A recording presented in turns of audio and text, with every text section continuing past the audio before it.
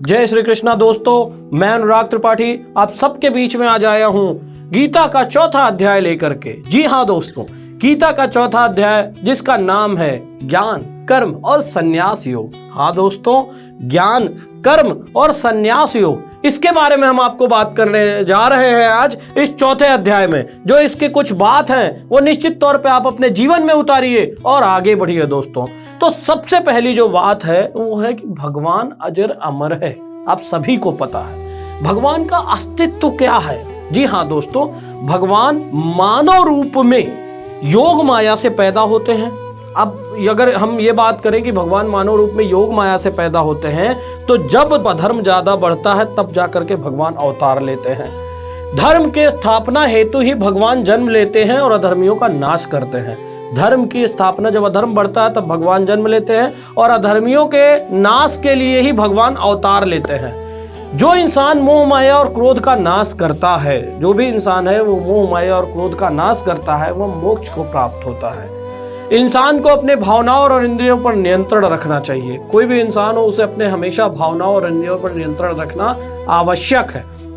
जब आप धर्म के हिसाब से कर्म करते हो और कर्म को भगवान को अर्पण करते हो तो आपको आसानी से फल मिलता है।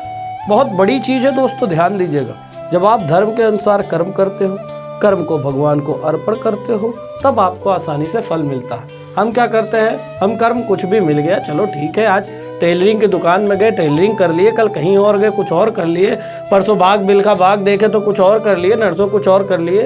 धर्म के अनुसार जब आप कर्म करते हो, कर्म भगवान को अर्पण करते हो, तब आपको फल मिलता है दोस्तों। बड़ी गूढ़ बात है, ध्यान से समझिएगा। हाँ, कुल 4 वर्ण होते हैं। अब वर्ड की बात करें तो 4 वर्ण होते हैं। अब इसमें वर्ण में मत जाइएगा दोस्तों। कभी भी लोग सोचते हैं कि ब्राह्मण, क्षत्रिय, वैश्य, शूद्र ये 4 है, लेकिन भगवान ने उसमें भी एक बात कही है। उन्होंने बोला है ब्राह्मण पैदा हो जाना ठीक है, लेकिन आपके कर्म क्या है, आप कर्म क्या वो कर रहे हो। क्षत्रिय हो जाना भी अच्छी बात है, लेकिन क्या है आप वो कर्म कर रहे हो। वैश्य अगर हो तो क्या आप व्यापार का कार्य कर रहे हो, समाज को एकजुट करने का कार्य कर रहे हो, समाज के लिए कुछ व्यापार कर रहे हैं। और शूद्र हैं तो क्या आप लोगों की सेवा कर रहे हैं। तो ये वर्ण इस तरीके से निर्धारित किए गए हैं कि जो व्यक्ति है वो ब्राह्मण है वो ज्ञान दे, क्षत्रिय है वो शौर्यवान है लोगों की रक्षा करे, वैश्य है वो लोगों के रोजमर्रा की चीजों की जरूरतों को पूजा करे, और जो शूद्र है वो शूद्र लोगों की सेवा करे। जी हाँ दोस्तों, अगर बात हम करते हैं तो ये जो परिवर्तन ही संसार का नियम है। अब जन्म और मृत्यु जो है वो सार्वभौमिक है, वो कभी नहीं बदलता है, आप सभी को पता है। जन्म और मृत्यु होनी ही है, वो कभी बदलेगी नहीं। कर्म को समझना इतना आसान नहीं है। 3 प्रकार के कर्म होते हैं, कर्म, अकर्म और विकर्म। अब कर्म जो है वो सामान्य प्रक्रिया है। कुछ भी नहीं करना अकर्म है, जैसे ध्यान। कुछ भी नहीं करना अकर्म है, जैसे ध्यान। कुछ ऐसा करना जो अनोखा हो वो इसे विकर्म कहते हैं। जो अनोखा हो उसे विकर्म कहते हैं। जब आप कर्म अकर्म की तरह करते हो उस वक्त आप श्रेय नहीं लेते हो। जब आप कर्म अकर्म की तरह करते हो तो उस वक्त आप श्रेय नहीं लेते हो और आपको अहंकार भी नहीं आता है। जो इंसान कर्म बिना फल की इच्छा के करता है, सही मायने में प्रगति वही करता है। कर्म योगी व्यक्ति वही होता है जो कर्म करता है और उसमें जो कुछ भी मिलता है उसमें संतोष करता है। जो इंसान ऐसा सोचता है कि वह कुछ है तो वह अहंकार को जन्म देता है। अपना सब कुछ यज्ञ में समर्पित हमें कर देना है। अपने आप की तुलना किसी भी व्यक्ति के साथ नहीं करनी है।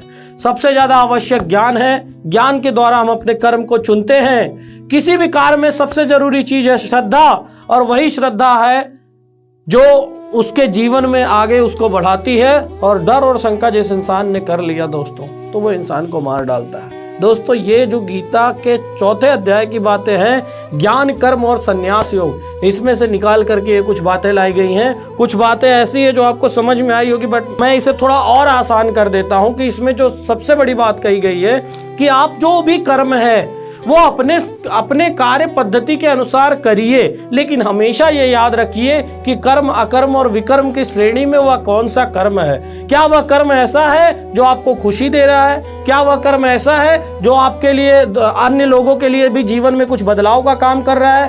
क्या वह कर्म ऐसा है जो हमारे सार्वभौमिक सिद्धांत को लेकर के चल रहा है? यदि आप यह सारे कर्म कर रहे हैं तो निश्चित तौर पे आप सही रास्ते पे जा रहे हैं। बस ये कर्म करते रहिए, गीता सुनते रहिए और आगे बढ़ते रहिए। और दोस्तों, अच्छा लगे तो वीडियो को लाइक करिए, सब्सक्राइब करिए। निश्चित तौर में मैं आपसे अगले वीडियो में मिलूंगा। तब तक के लिए जय श्री कृष्ण दोस्तों।